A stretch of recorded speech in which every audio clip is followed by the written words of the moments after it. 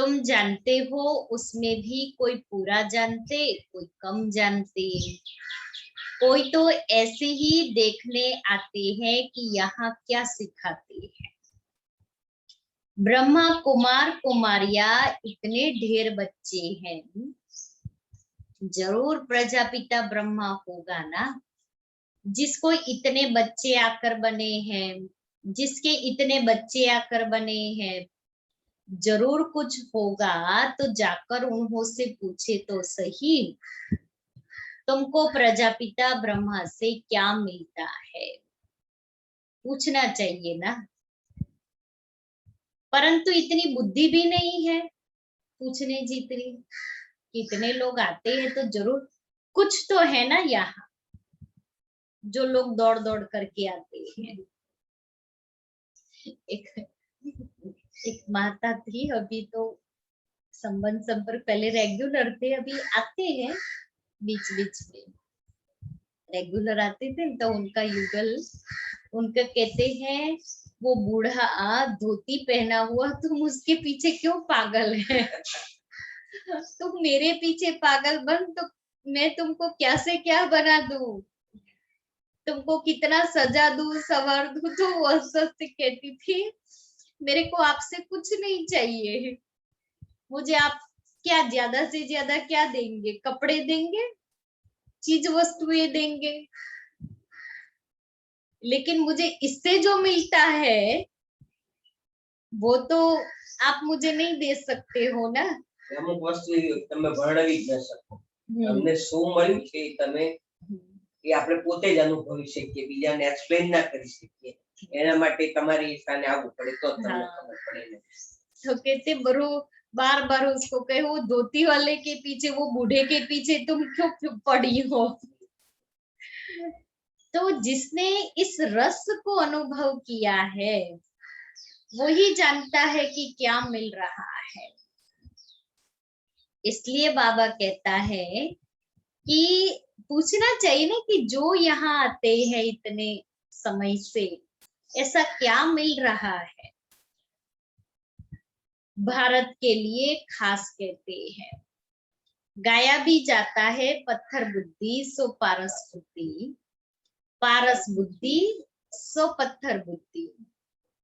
सत्युग त्रेता में पारस बुद्धि golden age थे, फिर सिल्वर एज 2 कला कम हुई, इसलिए नाम पड़ा चंद्रवंशी, क्योंकि नापास हुए हैं।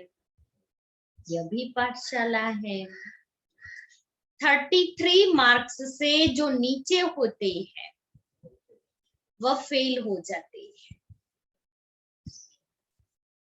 राम सीता फिर उनकी डायनेस्टी संपूर्ण नहीं है, इसलिए सूर्यवंशी बन न सके, मार्क्स कम मिले,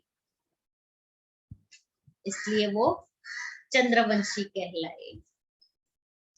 नापास तो कोई होंगे ना, क्योंकि इम्तिहान भी बहुत बड़ा है।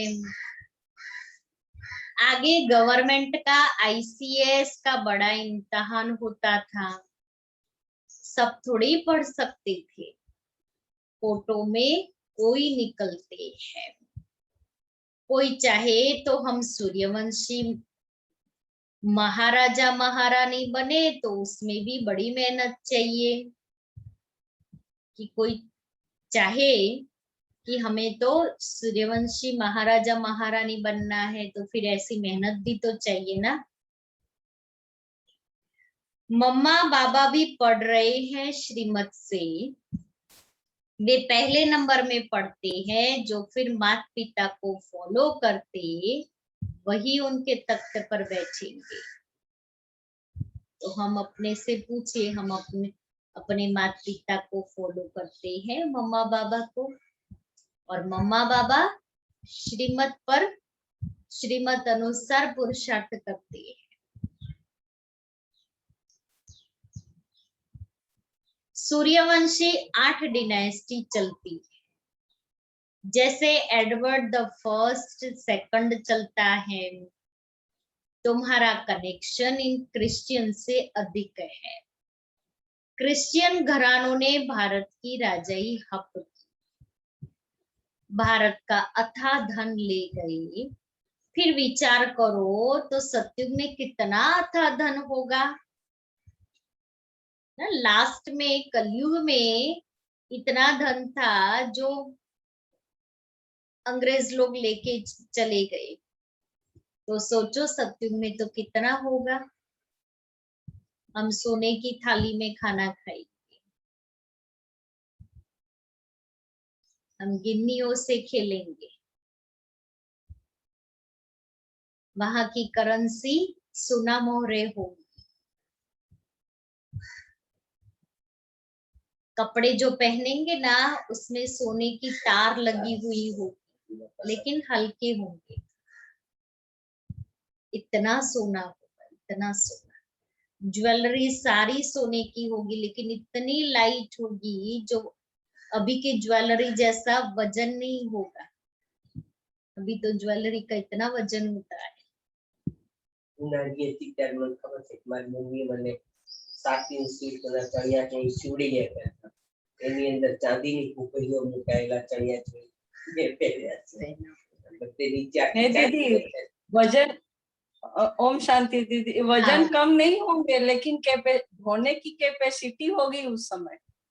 हाँ नहीं, वजन नहीं, वहां वजन नहीं, क्योंकि सोना प्योर फॉर्म में होगा, 24 कैरेट वाला सोना होगा और वो एकदम हल्का होगा।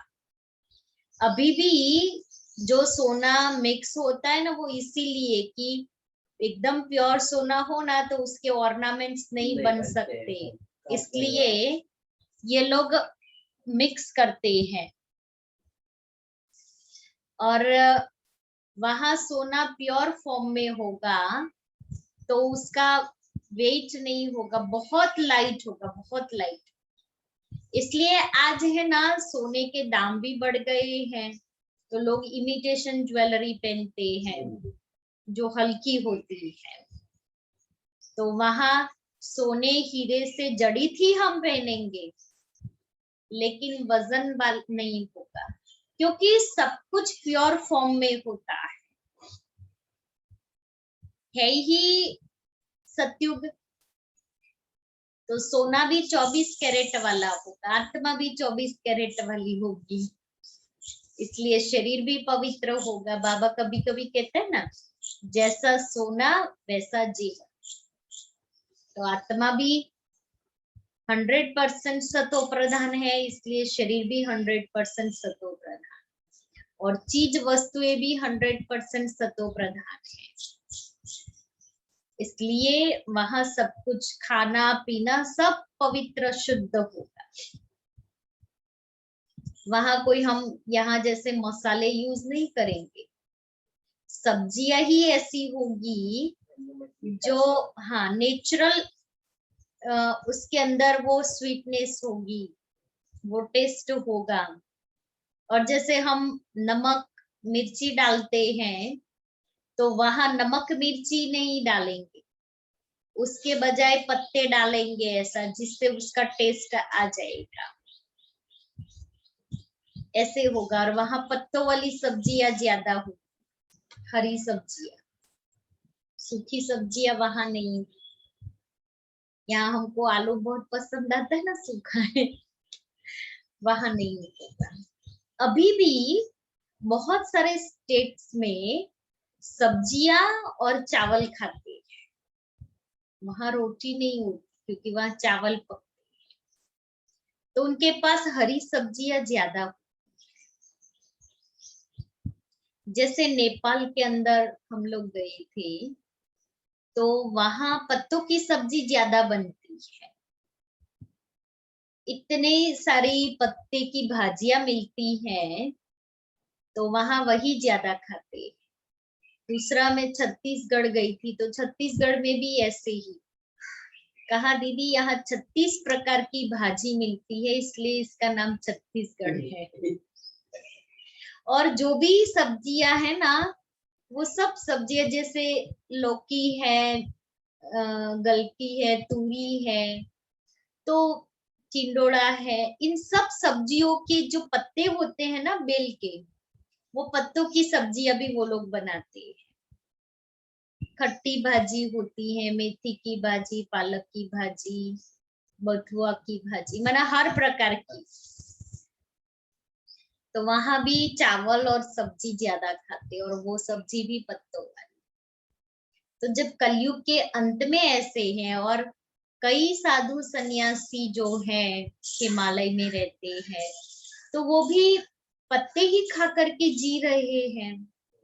ठंडी के दिनों में शरीर में गर्मी के लिए वो लोग ऐसे पत्ते खा लेते हैं जो उनको ठंड नहीं लगती है।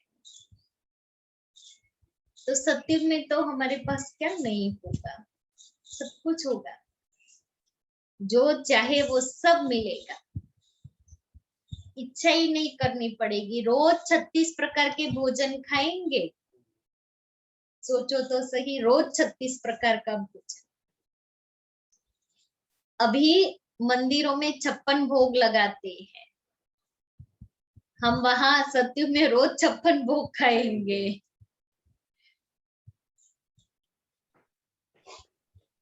छप्पन भोग થી પછી કેપેસિટી રોજ રોજ ખાઈને પચાવવાની જોઈએ ને. पर कितना खाएंगे, इतना इतना ही खाएंगे, सिर्फ टेस्ट करेंगे। वहां तो ऐसी प्रॉब्लम नहीं है ना, वहां बीमारियां नहीं है। वहां सदैव बाहरी मौसम है, इसलिए वहां प्रकृति सतो प्रधान है। तो सतो प्रधान प्रकृति देवताओं को भी सतो प्रधान बनाती है।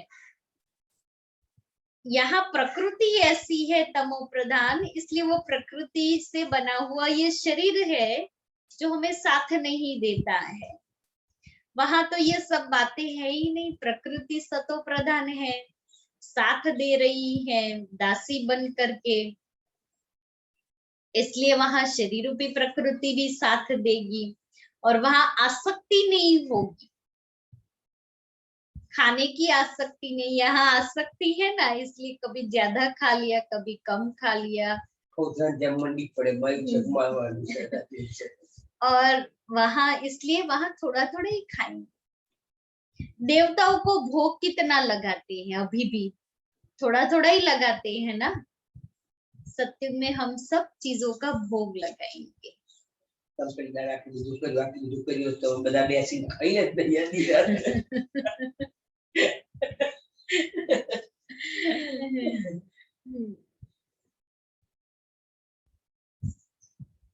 ये फोटो में मोकलो તમે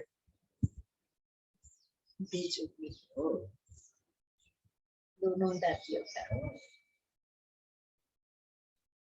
तो बाबा कहता है अब तो वहां की भेंट में तो यहाँ कुछ भी नहीं है, वहां तो सब खानियां भरतू हो जाती है। अब तो हर चीज की खानियां खाली होती जाती हैं, फिर चक्र रिपीट होगा तो सब खानियां भरतू हो जाएगी।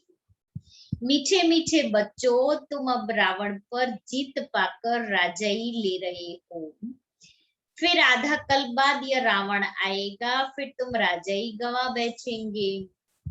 अभी तुम भारतवासी कौड़ी मिसल बन गए हो, हमने तुमको हीरे जैसा बनाया, रावण ने तुमको कौड़ी जैसा बनाया है। समझते नहीं कि यह रावण कब आया, हम क्यों उनको जलाते हैं। कहते हैं कि यह रावण तो परंपरा से चला आता है। बाप समझाते हैं कि आधा कल के बाद यह रावण राज्य शुरू होता है। विकारी बनने कारण अपने को देवी देवता कहलाते नहीं है। वास्तव में तुम देवी देवता धर्म के थे। तुम्हारे जितना सुख कोई नहीं देख सकते। सबसे अधिक गरीब भी तुम बने हो। दूसरे धर्म वाले बाद में वृद्धि को पाते हैं। क्राइस्ट आया, पहले तो बहुत थोड़े थे, जब बहुत हो जाए तब तो राजाई कर सके। तुमको तो पहले राजाई मिलती है। यह तो सब ज्ञान की बातें हैं। बाप कहते हैं हे आत्माए मुझ बाप को याद करो। आधा कल्प तुम देह अभिमानी रहे हो, अब देही अभिमानी बनो। घड़ी घड़ी अब भूल जाते हो, क्योंकि आधा कल्प की कट चढ़ी हुई है। इस समय तुम ब्राह्मण चोटी, तुम हो सबसे ऊंचे। सन्यासी ब्रह्म से योग लगाते हैं, उनसे विकर्म विनाश नहीं होते। हरे को सतो रजो तमो में जरूर आना है, वापिस कोई भी जा नहीं सकते। जब सभी तमो प्रधान बन जाते हैं, तब बाप आकर सभी को सतो प्रधान बनाते हैं, अर्थात सभी की ज्योति जग जाती है। हर एक आत्मा को अपना अपना पार्ट मिला हुआ है। तुम हो हीरो हीरोइन पार्टधारी। तुम भारतवासी सबसे ऊंचे हो, जो राज्य लेते हो फिर गवाते हो और कोई राज्य नहीं लेता। वह राज्य लेते हैं बाहुबल से। बाबा ने समझाया है, जो विश्व के मालिक थे वही बनेंगे। तो सच्चा राजयोग बाप के सिवाय कोई सिखला न सके। जो सिखाते हैं वह सब अयथार्थ योग है। वापिस तो कोई भी जा नहीं सकते, अभी है अंत। सभी दुख से छूटते हैं, फिर नंबरवार आना है। पहले सुख देखना है, फिर दुख देखना है। यह सब समझने की बातें हैं। कहा जाता है हथ कार्डे दिल यार्डे। काम करते रहो, बाकी बुद्धि योग बाप से हो। तुम आत्माए आशिक हो एक माशूक की। अभी वह माशूक आया हुआ है। सभी आत्माओं को मना सज्जनियों को गुलगुल बनाए ले जाएंगे। बेहद का साजन बेहद की सजनिया है। कहता है मैं सबको ले जाऊंगा, फिर नंबरवार पुरुषार्थ अनुसार जाकर पद पाएंगे। बल गृहस्थ व्यवहार में रहो, बच्चों को संभालो। हे आत्मा तुम्हारी दिल बाप की तरफ हो। ये आत्मा तुम्हारी दिल बाप की तरफ हो। यही याद की प्रैक्टिस करते रहो। बच्चों को संभाल। बच्चे जानते हैं अभी हम स्वर्गवासी बनते हैं बाप को याद करने से। स्टूडेंट को तो बहुत खुशी में रहना चाहिए, यह तो बड़ा सहज है। तो ड्रामा अनुसार सबको रास्ता बताना है, कोई से डिबेट करने की दरकार नहीं। अभी तुम्हारी बुद्धि में सारी नॉलेज आ गई है। मनुष्य बीमारी से छूटते हैं तो बधाइयां देते हैं। यहाँ तो सारी दुनिया रोगी है, थोड़े समय में जय जयकार हो जाएगी। अच्छा, मीठे मीठे सिक्के लेते बच्चों प्रति माता पिता बाप दादा का याद प्यार और गुड मॉर्निंग। रूहानी बाप की रूहानी बच्चों को नमस्ते। हम रूहानी बच्चों की रूहानी बाप दादा को याद प्यार गुड मॉर्निंग और नमस्ते। धारणा के लिए मुख्य सार। सच्चे सच्चे आशिक बन हाथों से काम करते, बुद्धि से माशूक को याद करने की प्रैक्टिस करनी है। बाप की याद से हम स्वर्गवासी बन रहे हैं, इस खुशी में रहना है। दूसरा, सूर्यवंशी डिनाइस्टी में तख्तनशीन बनने के लिए माता पिता को पूरा पूरा फॉलो करना है। बाप समान नॉलेजफुल बन सबको रास्ता बताना है। वरदान, अटूट कनेक्शन द्वारा करंट का अनुभव करने वाले सदा माया जीत विजयी भव। अटूट कनेक्शन द्वारा करंट का अनुभव करने वाले सदा माया जीत विजयी भव। जैसे बिजली की शक्ति ऐसा करंट लगाती है जो मनुष्य दूर जाकर के गिरता है, शॉक आ जाता है, ऐसे ईश्वरीय शक्ति माया को दूर फेंक दे, ऐसी करंट होनी चाहिए।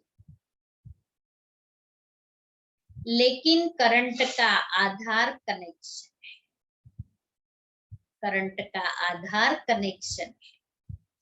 चलते फिरते सेकंड, हर सेकंड बाप के साथ कनेक्शन जुटा हुआ हो, ऐसा अटूट कनेक्शन हो तो करंट आएगी और माया जीत विजयी बन जाएंगे।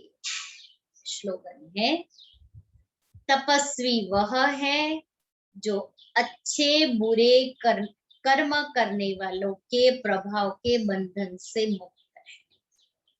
तपस्वी वह है जो अच्छे बुरे कर्म करने वालों के प्रभाव के बंधन से मुक्त है। शांति।